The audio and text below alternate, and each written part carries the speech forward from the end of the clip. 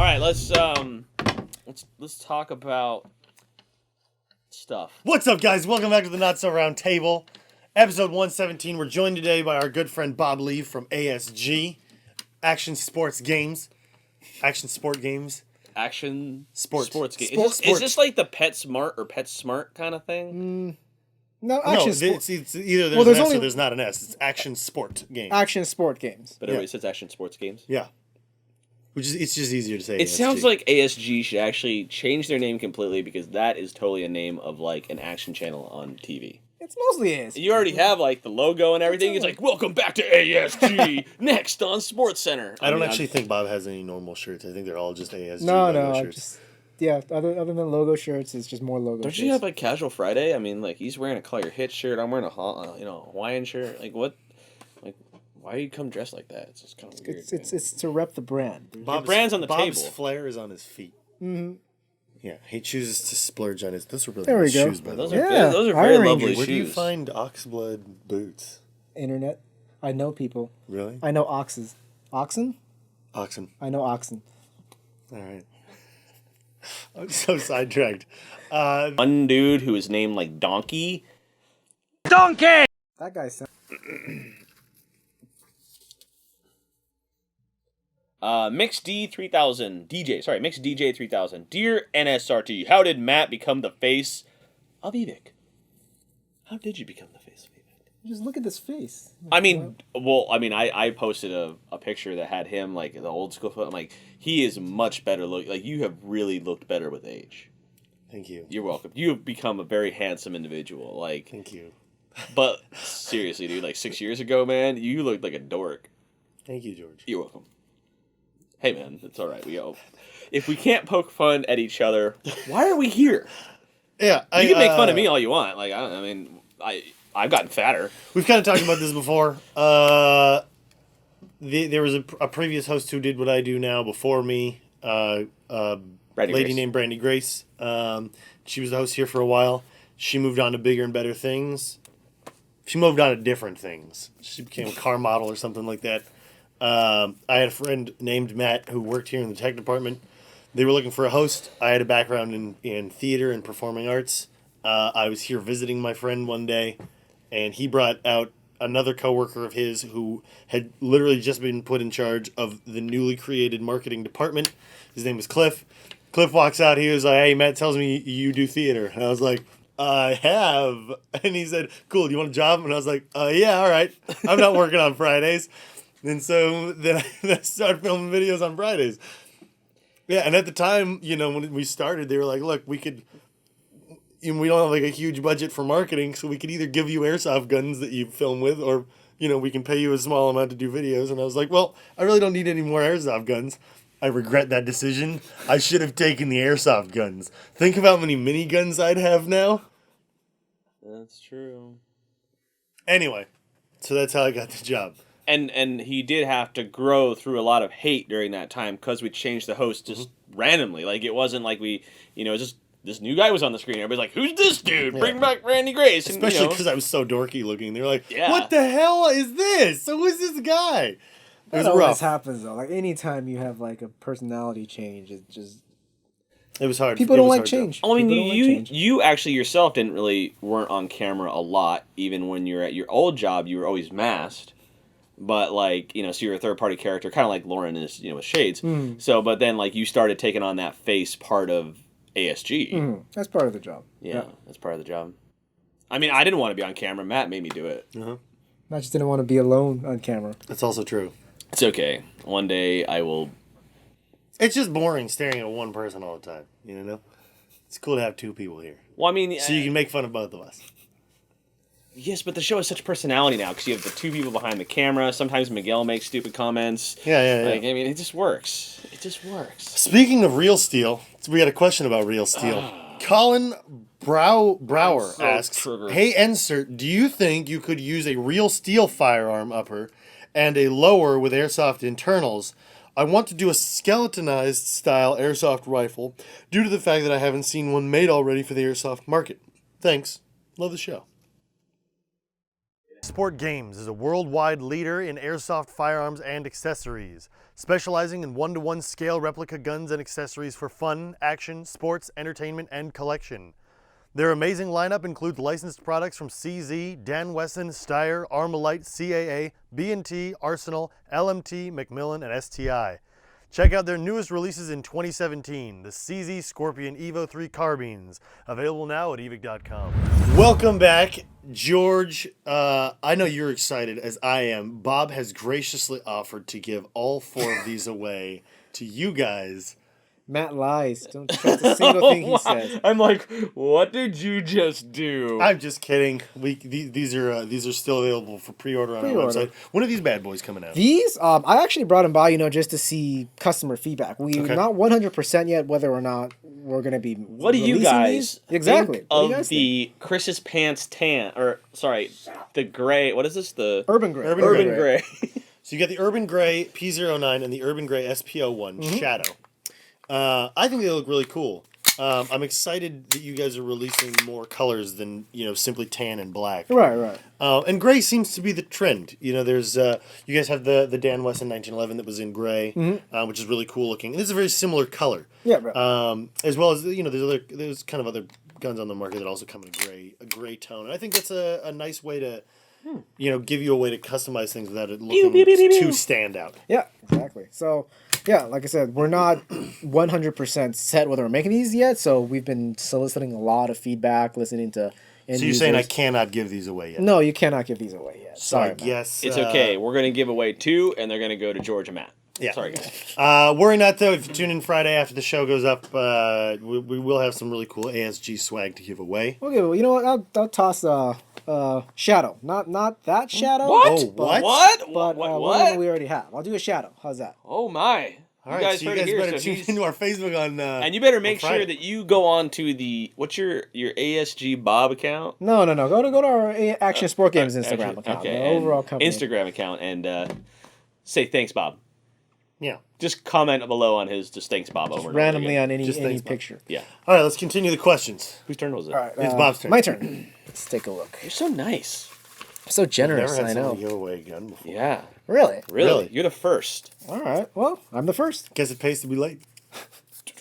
Worth the wait, right? I'm sorry. It's okay. I'll You drop guys it. can hear about it on the cable network ASG. All right. Action Sports Games. There we go. Question from Molly the Lag. Dear Insert, how would you feel if airsoft fields had memberships like shooting ranges do? Some do. Yeah. Already, I know Attack City locally has a cool monthly subscription. They have different tiers, which is kind of cool. So they have, and it includes more than just free entry to entry to the field. You get like discounts on the pro shop, tech work, stuff like that. So and it has different tiers depending on how often you go or how much perks you want. And I know that they're also doing some other stuff where they're like trying to like do private games for gold members and stuff like that. So like they get early access to the field and stuff like that. That is definitely something that I recommend for any field, is to really execute things that are like that, like a club. Yeah. You basically are able to create a community within your community. your in your field. What? A community within your community. Yes, but what's cool about that? So like if you have players that are dedicated and you're giving them perks. The cool thing is you can have really good engagement with them to kind of encourage them to help other newer people. Mm-hmm. I mean, that's the key to growing the sport. Is when new people come in, they got to be welcomed with open arms versus like lit up. Yeah, I mean, yes. Anything with value added, to the player is great too. Sorry, I thought no? I didn't record. All good? All good? No, we're good. We're good. Yeah, I mean, anything that Don't fields stare can at do, that can do kind of what you call a value added proposition to players, is always good, and it's great for the fields too, in that they with a membership system, they know that they're getting a certain amount of, I guess you can call it, income, over a set period of time. Yeah. So, fields, like you said, different events, different themes, whatever it is. Well, the added benefit to fields, too, is, they may not have attendance every weekend, but they're selling memberships that allows them to upkeep and maintain and update the field, even if, it's a slow month or a slow week or something. I mean, and I know I know AMS does their AMS black cards. For people who kind of go to more and more events, they're rewarded with discounts to field, to the entry to the games and stuff like that. So they're doing that. I'm surprised more people don't do that as well, as kind of have more of a discount program for rewarding the people who go to a lot. Fair enough. Whose question was that? It was Bob's. It was Bob's. It was a good question, Bob. You draw good questions. Thanks. You do. I'm still kind of amazed that you were able to draw a question for you right out of the gate. I'm just good like that. What can I Chris say? Bowen asks, dear insert, tactical kilts or traditional kilts? What's the difference? Tactical. Well, I think tactical kilts have more pockets on them, Yeah, whereas a traditional kilt doesn't. Oh. It has cargo pockets. I kind of vote for the no kilts. I'm not really a kilt kind of guy. I mean, I don't know about you. I mean, it was a thing, like 600 years ago, but yeah, it did. And then plus, like, if you're at an odd angle and you get shot in the boys, ooh, yeah, right. Ooh.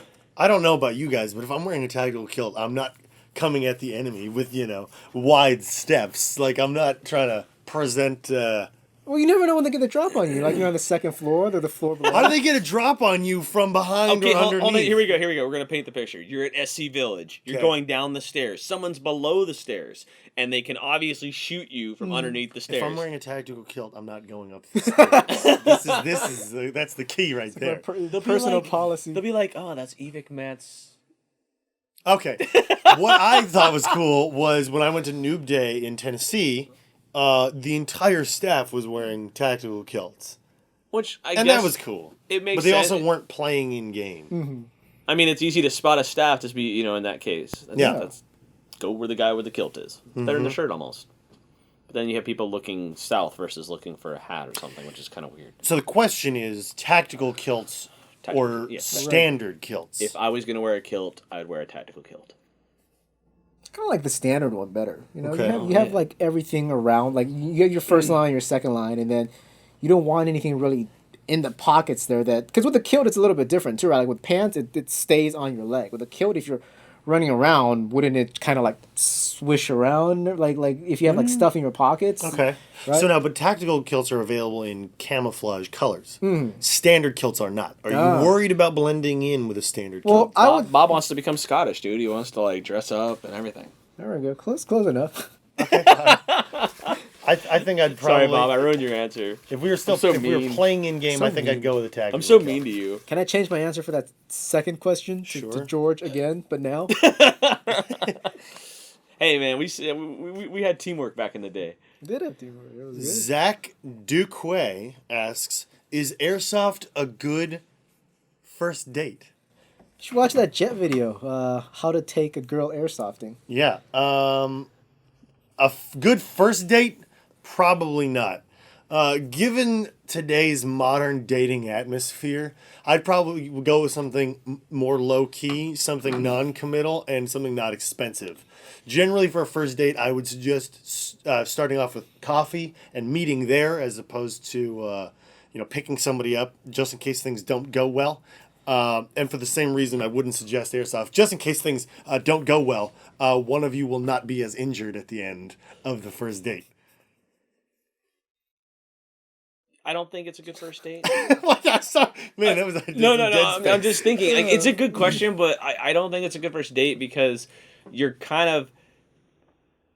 Airsoft is one of those hobbies that sometimes a girl may not appreciate it the same way that a guy appreciates it. Or a guy. Or a guy. I mean, if this is a female Airsoft, taking a guy on a first date and you roll him. No, if that is your first impression, is exposing them to a hobby that you really like, that maybe they think is kind of weird, that might limit your chances of a successful date and successful further dates if you wish for that to be a thing.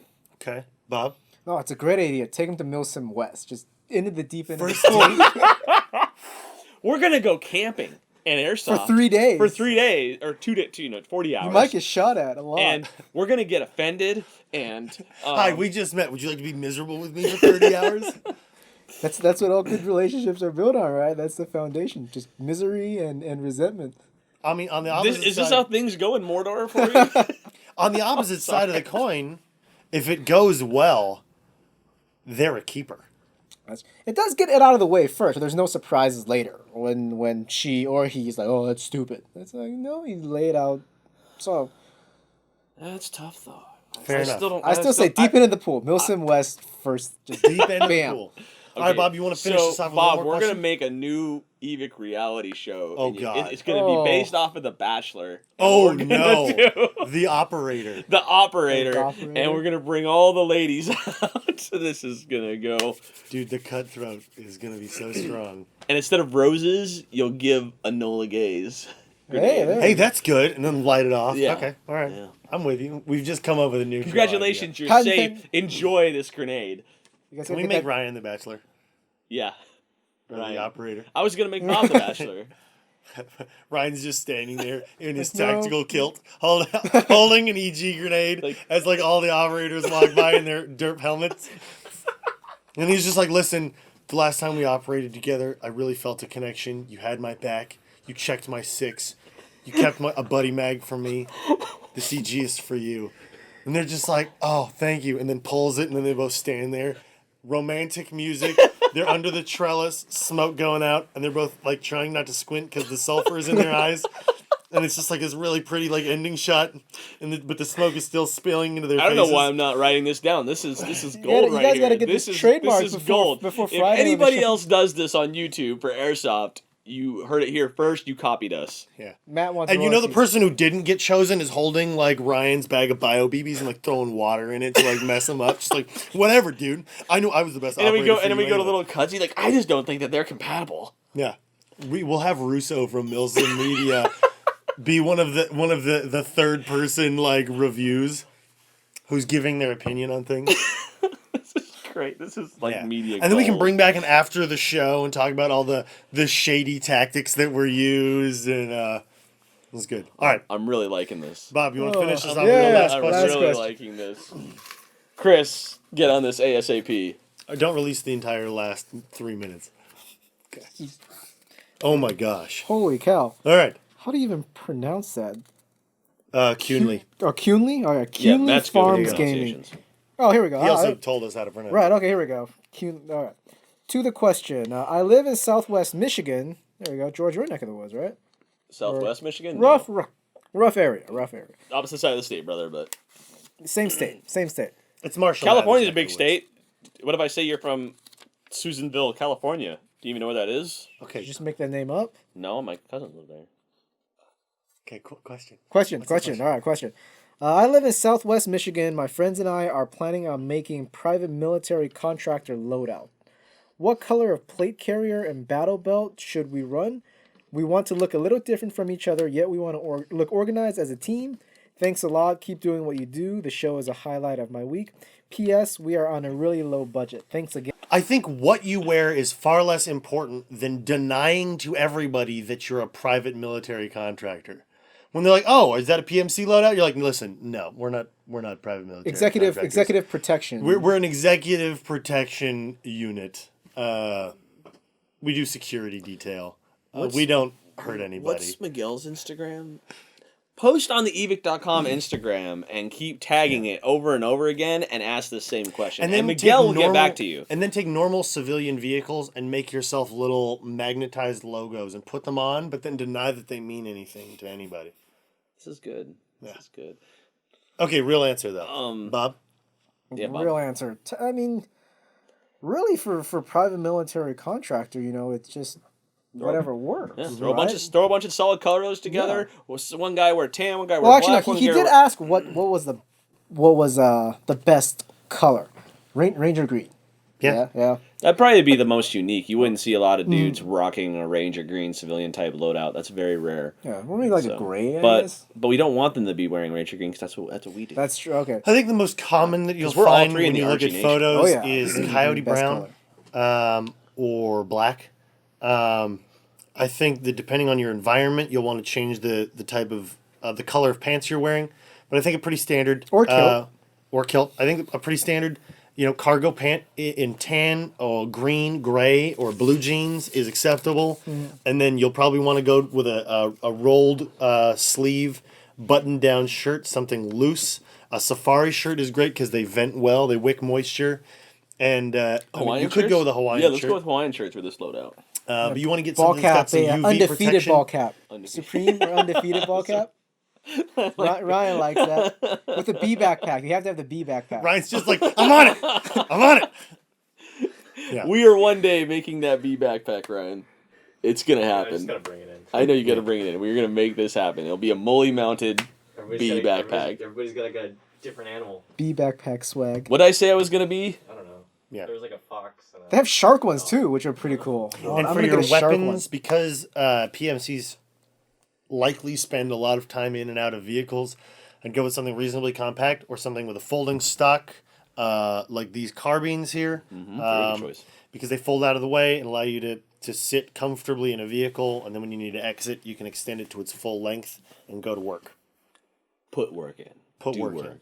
I mean, like, right? Like, I think that's... You just covered everything, Matt. We don't even have to say anything. No, we're just on the side making smart comments while he's... Yep, that's what we're here for.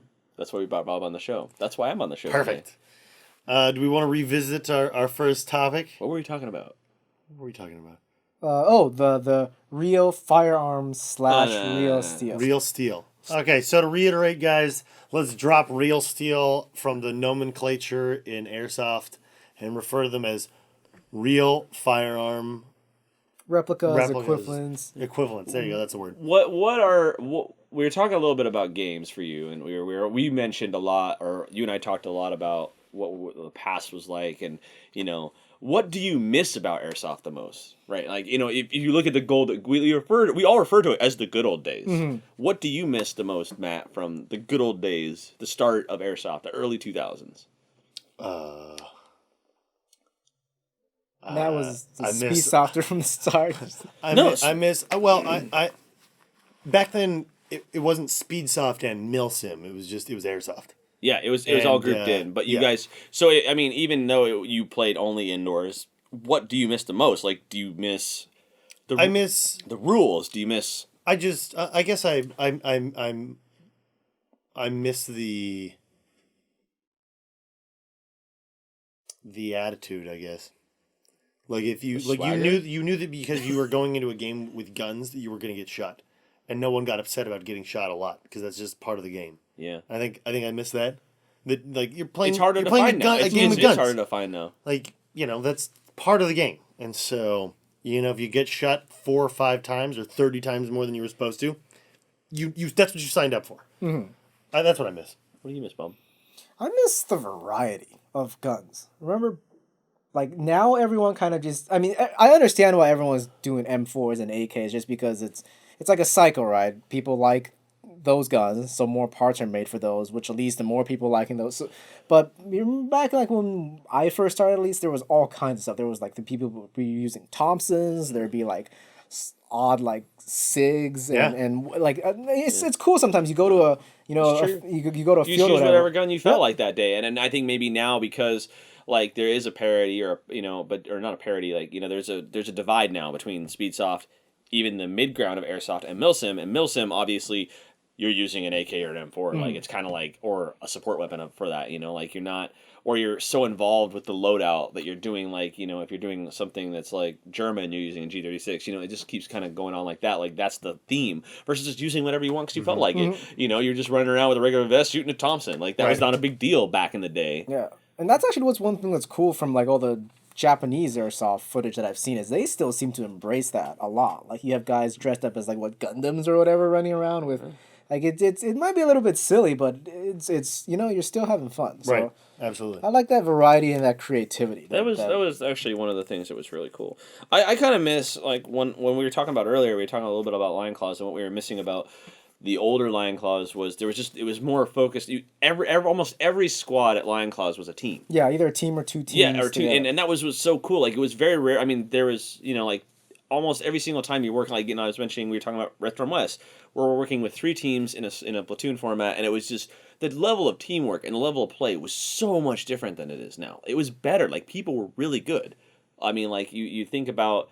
Now, like, there's good individuals, sure, but, like, imagine coordinated platoon-size elements working, in those type of events. It was really cool to be part of. It is a little odd that now, like, with, like, inexpensive radios, battle phones, all this setups, becoming more prevalent, you see less teamwork a lot of Oh times. yeah, no, for sure. But like, if you like, you don't see the leadership elements coming through in as many events as it used to. Is maybe my point. If that makes any sense. Like before, it seems like you'd have leadership not just from one person, but disseminated leadership to a bunch of other people who are in the game, paying participants, being leaders within the game that would really help drive good gameplay. Like people like Leonard who would just yell at people to do things, or just be motivational in that way. There aren't those people anymore. Well, but I mean, you're just gonna put this out there.